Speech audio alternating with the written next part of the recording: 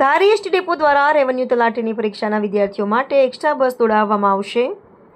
અમરેલી વિભાગ દ્વારા તૈયારીઓ શરૂ કરી। અમરેલી જિલ્લાના વિભાગીય નિયામક અતુલ સોલંકી તેમજ એસટી ડેપો મેનેજર MM દાદુના સીધા જ માર્ગદર્શન હેઠળ આવનાર 14 સપ્ટેમ્બર રવિવારના રોજ રેવન્યુ તલાટીની પરીક્ષા હોવાથી વિદ્યાર્થીઓને કોઈ અગવડતા ન પડે તે માટે વધારાની એક્સ્ટ્રા બસો દોડાવવામાં આવશે અને એક્સ્ટ્રા બસનું એડવાન્સ બુકિંગ પણ શરૂ કરવામાં આવ્યું છે, જેથી કરીને વિદ્યાર્થીઓ રિઝર્વેશન કરાવી શકે તેમજ બસનું ભાડું રેગ્યુલર ભાડું જ રાખવામાં આવશે।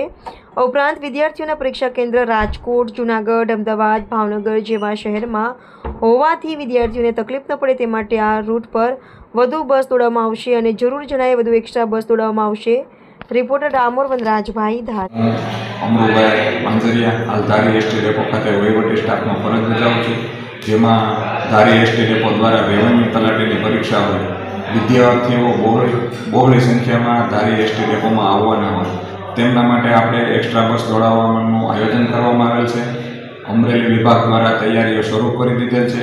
અમરેલી વિભાગના જિલ્લા નિયામક શ્રી અતુલભાઈ સોલંકી તેમજ ST depot manager Shri MM દાદુ સાહેબના સીધા જ માર્ગદર્શન હેઠળ આવનાર 14 સપ્ટેમ્બરના રોજ રેવન્યુ તલાટીની પરીક્ષા હોવાથી વિદ્યાર્થીઓને કોઈ અગવડતા ન પડે તે માટે વધારાની એક્સ્ટ્રા બસો દોડાવવામાં આવશે અને એક્સ્ટ્રા બસોનું એડવાન્સ બુકિંગ પણ અત્રેથી આપણે શરૂ કરી દેવામાં આવેલ છે ધારી એસટી ડેપો ખાતેથી, જેથી કરીને વિદ્યાર્થીઓ રિઝર્વેશન કરાવી શકે તેમજ બસનું ભાડું પણ આપણે રેગ્યુલર જ વસૂલવાનું છે, તેમાં કોઈ વધારો કરવામાં આવેલ નથી।